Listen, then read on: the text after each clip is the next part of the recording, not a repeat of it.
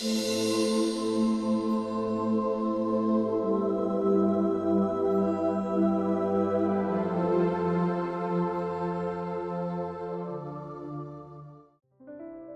story of Saint Cajetan of Thienna. Subscribe to our channel to receive more content like this.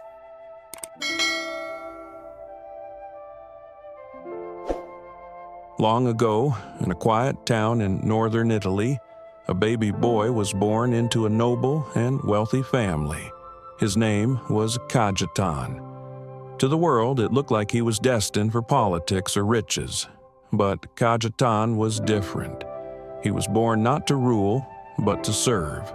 This is the story of a man who turned his back on luxury to walk alongside the poor, who challenged a broken system with nothing but faith, and whose legacy lives on in the hearts of the struggling and hopeful. This is the story of Saint Cajetan of Thienna. Cajetan was born in 1480 in the town of Vicenza, Italy. His family had money, status, and influence, everything a person could ever want.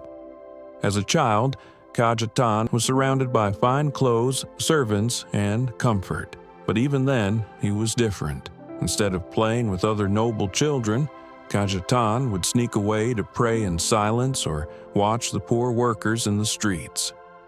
He asked deep questions about suffering and why people were treated unfairly.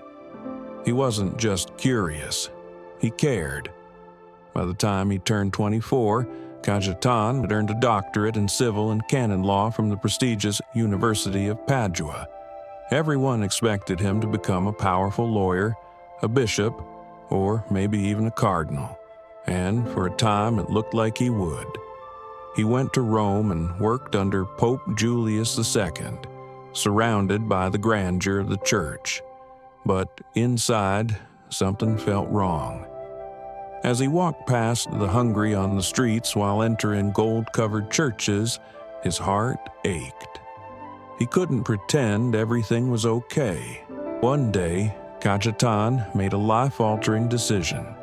He left the glamorous halls of Rome. He walked away from wealth, security, and honor. Instead, he chose to become a simple priest, devoting himself fully to God and the people who were forgotten. It shocked everyone. Why would a man throw away everything the world valued? Because Cajetan saw that the church wasn't living like Christ. Priests were more concerned about titles than truth. There was wealth in the sanctuary and suffering in the streets. Cajetan didn't want to just preach about Jesus. He wanted to live like him. He began dressing plainly, walking with the poor, and even visiting the sick and dying in hospitals. He treated the outcast with dignity and called for a church rooted in service, not status. But Cajetan, he couldn't do this alone. In 1524, he joined forces with 3 other reform-minded priests, including a bishop named Giampietro Carafa, who would later become Pope Paul IV. Together, they founded a new religious order called the Theatines. This wasn't just another group of priests, it was a bold mission to reform the church from within. The Theatines rejected riches and refused payment for sacraments. They lived on faith and donations. They devoted themselves to prayer, humility, and service. They cared for plague victims with their own hands. They comforted the dying. They didn't preach from a distance. They walked the same streets, ate the same food, and sat beside the poor.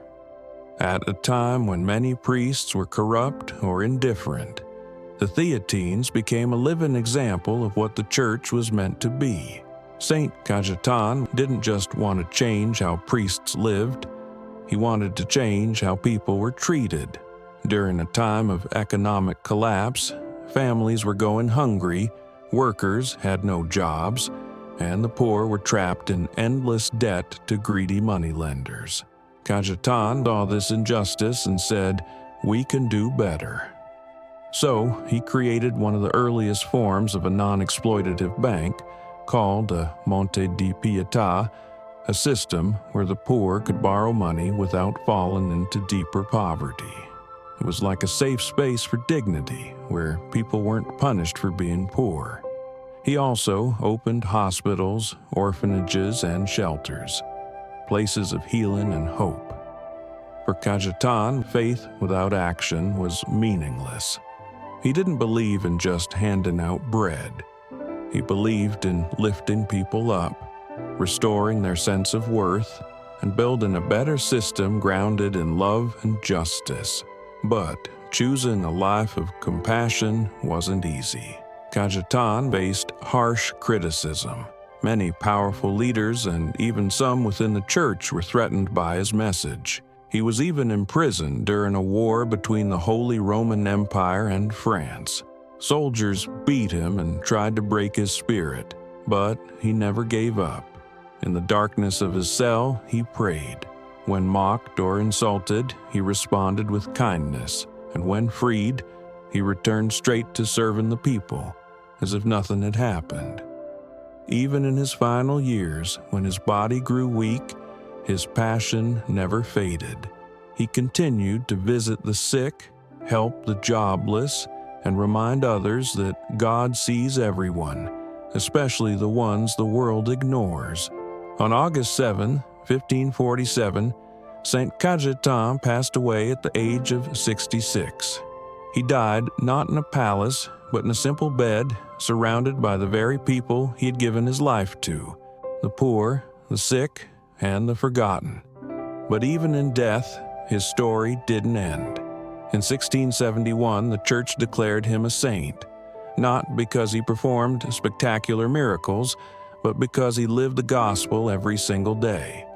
Today, St. Cajetan is the patron saint of job seekers, the unemployed, and those in financial trouble.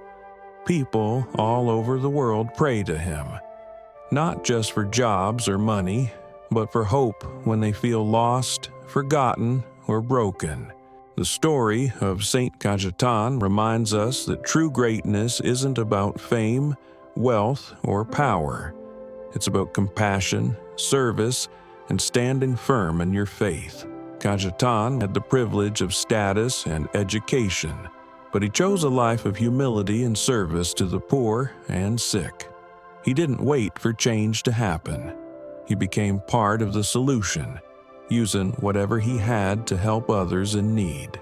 In our world today, it's easy to get caught up in achievements and recognition. But Cajetan's life teaches us that we make the biggest impact not by chasing attention, but by quietly living with purpose, kindness, and courage. Even small acts of love, listening, helping, caring, can be powerful. You don't need to be famous to live a meaningful life.